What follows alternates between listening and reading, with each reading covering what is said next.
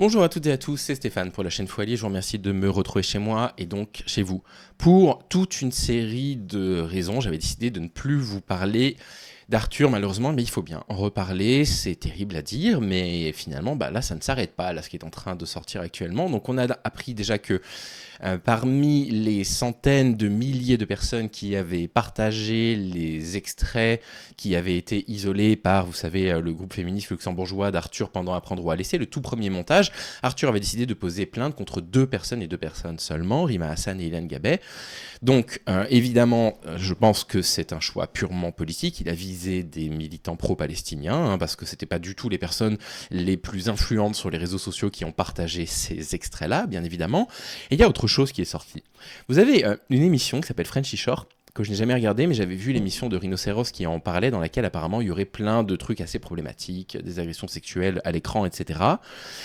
Et vous avez donc Julie et Melvin, on l'a appris en janvier 2025, donc on l'a appris il y a un mois, jour pour jour, qui attaquent Cara en diffamation après des accusations d'agression sexuelle. Les deux candidats de l'émission de télé-réalité diffusée sur MTV contre-attaquent après les accusations proférées à leur rencontre par une autre participante sur ses réseaux sociaux en mi-janvier. Et vous allez comprendre le lien avec Arthur. Donc qu'est-ce qui s'est passé ? Donc ils décrivent une odieuse rumeur, c'est ainsi que les avocats Julie et Melvin, deux participants de l'émission Frenchy Shore, qualifient les faits d'agression sexuelle dont sont accusés leurs clients depuis quelques jours.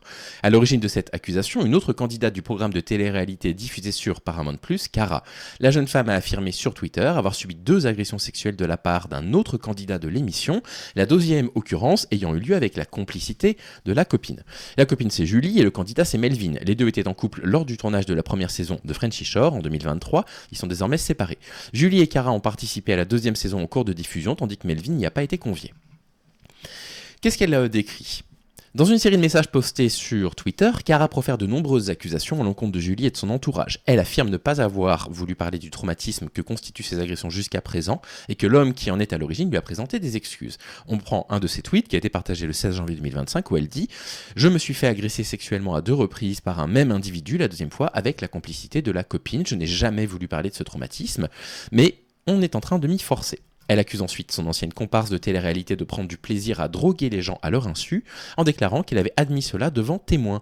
Julie a pris des vidéos de moi pendant que j'étais sous GHB et sous ecstasy, juste avant que je fasse une overdose. Elle les a montrées à d'autres personnes, dont les personnes du casting de Frenchy Shore. C'est ce qu'elle écrit Cara avant d'accuser Julie d'avoir drogué au GHB plusieurs membres de sa famille.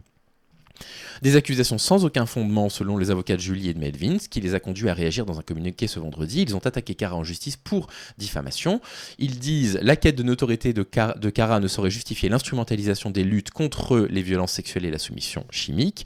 C'est complètement absurde, je suis dépassé », se désole pour sa part Julie, contactée ce lundi. Tout ça, c'est une histoire de fesses au final. Elle n'a pas voulu assumer le fait qu'on ait fait un plan A3. Voilà, c'est juste un plan A3 d'après elle. Elle parle de faits survenus en février 2024 après une soirée à son domicile en dehors de toute émission. Selon nos informations, des vidéos auraient été tournées lors des faits et permettraient de constater que Cara a bien consommé des produits stupéfiants, qu'elle n'aurait pas été contrainte ou droguée à son insu. Mais du coup, si elle est sous stupéfiants, en fait, il ne peut pas y avoir de rapport sexuel, sinon c'est un viol sous soumission chimique. Jouant par téléphone, l'avocat Tom Michel clarifie les raisons de la procédure. Nos clients n'ont aucun autre moyen de se défendre car il n'y a aucune plainte ni procédure judiciaire à son encontre. Vraisemblablement, ça a changé. Il souhaite transmettre un message pédagogique aux jeunes générations. MeToo est un mouvement essentiel, mais il ne doit pas être dévoyé pour devenir n'importe quoi. Alors, Frenchy Shore, c'est une émission qui est produite par un média qui s'appelle A Production, AH Production, dont Arthur a racheté du coup ses parts. Donc il est co-directeur, je crois, de A Production avec une autre personne qui s'appelle, si je ne dis pas de bêtises, Henriquet. Voilà, Antoine Henriquet, donc ils sont deux à la tête de cette production. Ça a été fait depuis 2018. L'animateur et producteur Arthur s'est renforcé dans la production d'émissions de télé-réalité, de documentaires et d'émissions pour la jeunesse avec l'acquisition annoncée jeudi de A Production, l'entreprise qui réalise notamment à l'époque La Villa des Cœurs Brisés, je sais pas ce que c'est, et Cash Island, je connais pas non plus.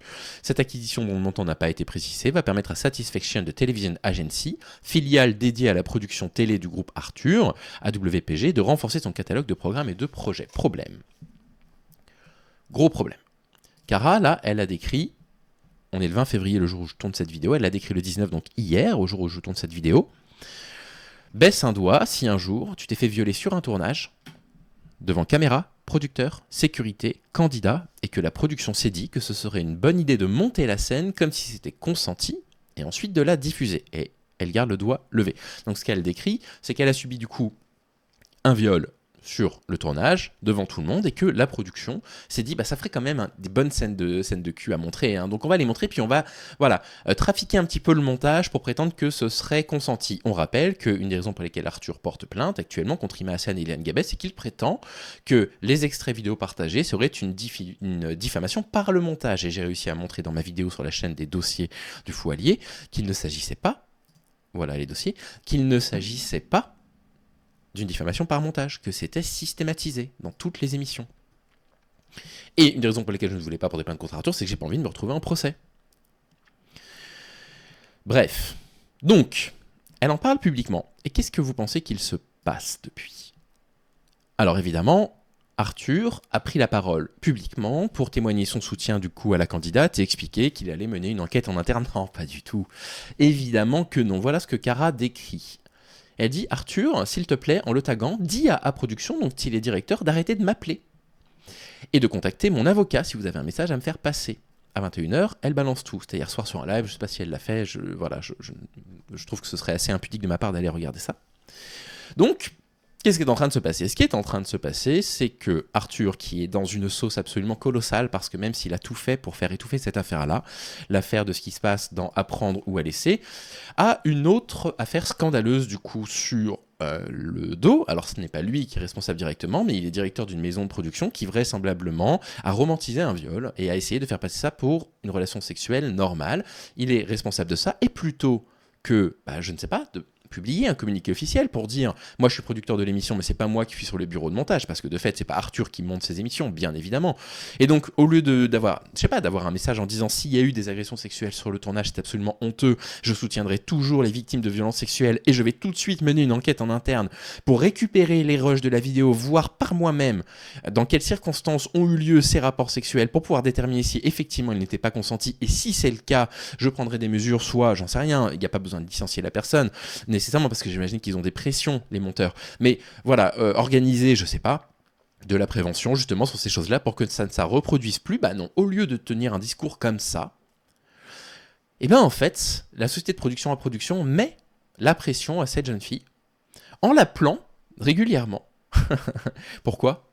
Pour qu'elle retire ses tweets ? Pour lui proposer un arrangement financier ? Pourquoi ? Qu'est-ce que ça va changer du coup ? Est-ce que vous pouvez nous assurer, à production, est-ce que vous pouvez nous assurer, les yeux dans les yeux, que ce genre de truc ne va pas se reproduire sur Frenchy Shore ? Non. Non, puisqu'en fait, vraisemblablement, de ce qu'on lit de cette jeune femme, Cara, en fait, vous êtes plus préoccupé par le fait qu'il ne faille pas que le narratif sorte, plutôt que par le fait que ça puisse se produire et que ça puisse se reproduire. C'est la méga sauce.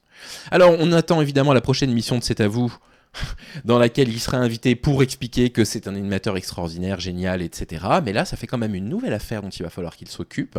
Et j'espère que les médias demanderont des comptes, enfin, et que on commencera à discuter, du coup, des conditions dans lesquelles ces émissions existent, de la responsabilité des différentes personnes. Je ne dis pas que c'est Arthur qui est responsable, mais il est directeur d'une maison de production qui vraisemblablement a romantisé un viol, pour le faire passer pour une relation sexuelle comme une autre. Et vous connaissez le pouvoir de l'image. Voilà. Donc, vraisemblablement, elle a un avocat. Donc, il est tout à fait possible qu'elle ait porté plainte. Ça va peut-être changer, c'est tout à fait possible. Force à vous, Cara. Et évidemment, ces émissions de télé-poubelle sont... De ce que j'ai pu en lire de Frenchy Shore, j'ai pas regardé moi-même, mais des nids à agression sexuelle, ou en tout cas à nier le consentement des personnes. Mais bon, ça fait vendre à la télé, donc qu'est-ce que vous voulez que je vous dise ? Voilà, je trouve ça, c'est sacrément grave. Et j'espère vraiment que la lumière sera faite là-dessus, parce que très sincèrement, moi je suis horrifié de lire ce genre de choses. Bref, passez une bonne journée. À bientôt.